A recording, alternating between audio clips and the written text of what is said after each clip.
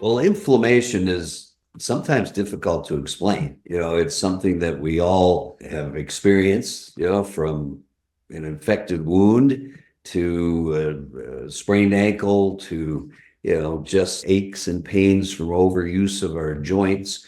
But inflammation generalized, we call the silent killer because systemic inflammation in the cardiovascular system, in your lungs, in your internal organs, God forbid, in your brain. These are things that we don't want to experience, and that unfortunately, as we age, it's linked to hormone decline. And so as our hormone levels decline with age, starting as young as age 30, 1 to 3% a year for pretty much everyone, testosterone is very intimately linked to inflammation. And so as we see small declines in testosterone over time, we see reciprocal changes in inflammation levels. We measure things with blood tests, obviously, as we're looking at biomarkers as we start working with new clients.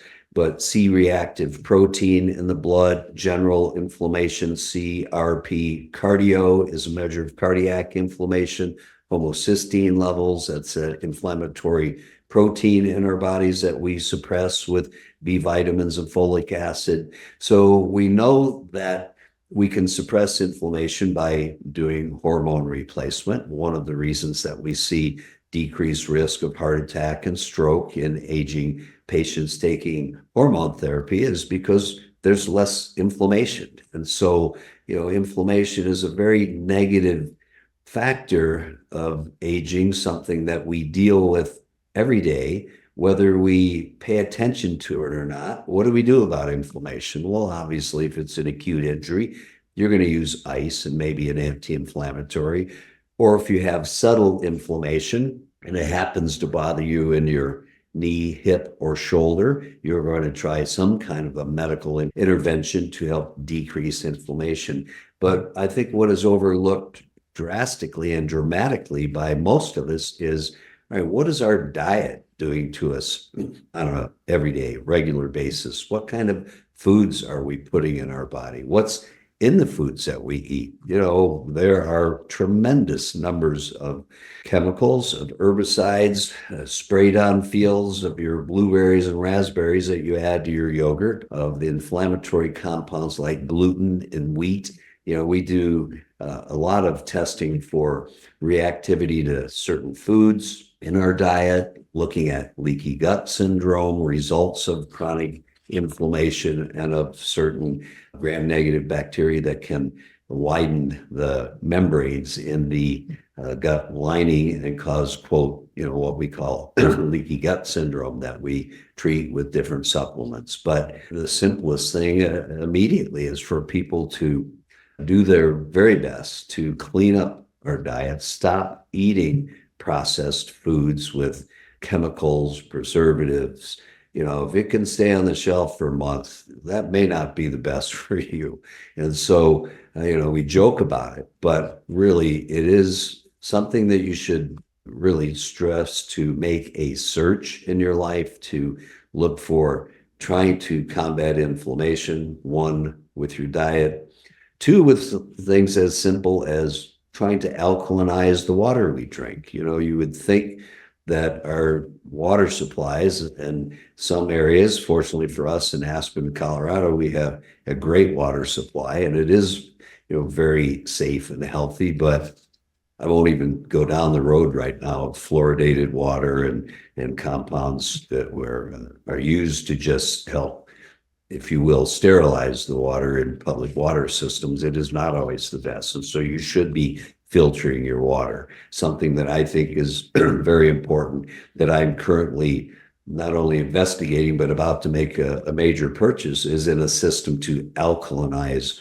my water. And I won't go into the companies that do that. There are several that have devices that you can use at home to create alkaline water. Their smart water, one of the other waters you can buy, they actually rated very poorly. They're not worth, the extra dollars you spend on them over, other brands of commercial water. Really, anything that comes in a bottle full of BPA, estrogenic compounds, and plastics, with microplastics being a huge cause of inflammation and chronic health issues in people, is not our best choice. We have to hydrate, but unfortunately, with mass marketing, grabbing a water bottle real quick at a convenience store seems a good thing to do. But when that bottle, if it sits in your car in the summer and is heated, those microplastics leach into the water and are in your system forever. So there are a lot of factors involved with creating inflammation. What can we do to combat it? First, starting with our diet. Secondly, changing water sources. Thirdly, using different supplements to help fight the inflammatory markers that have increased in our bodies over time. So you might ask, well, how do I fight that? What do you use? Well, peptides are a big rage right now. They're small chain amino acids that we use for various, very specific reasons. There's no one peptide for everybody. They're all very specific. We use peptides to boost immune function. We use peptides to decrease systemic inflammation.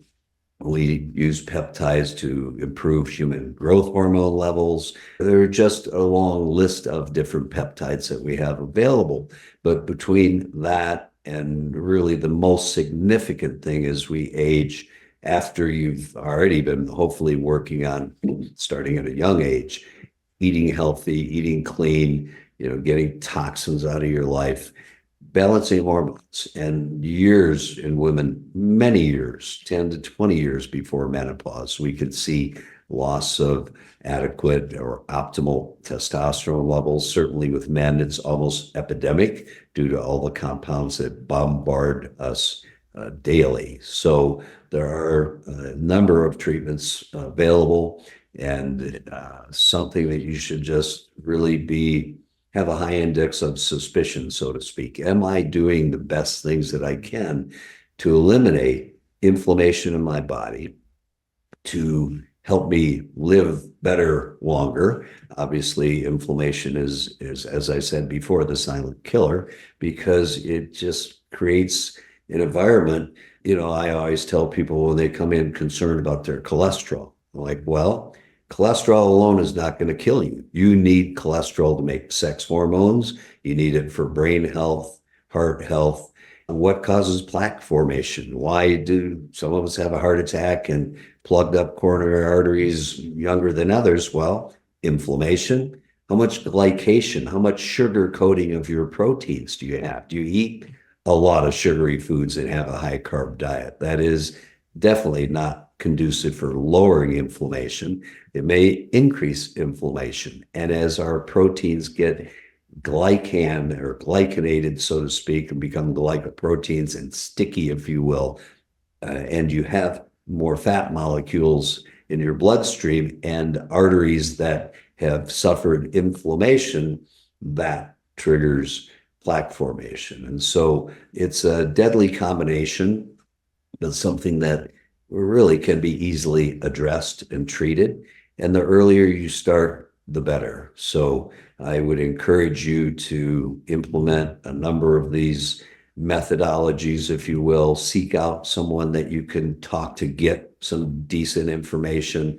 Do a Google search of companies that make machines that you can buy at home to help alkalinize your drinking water, purify and alkalinize your drinking water. And so with that, I wish you the best. For more information, you can click on the link below, visit our website, schedule a consultation if you like, and we will help you to do your best to live better longer.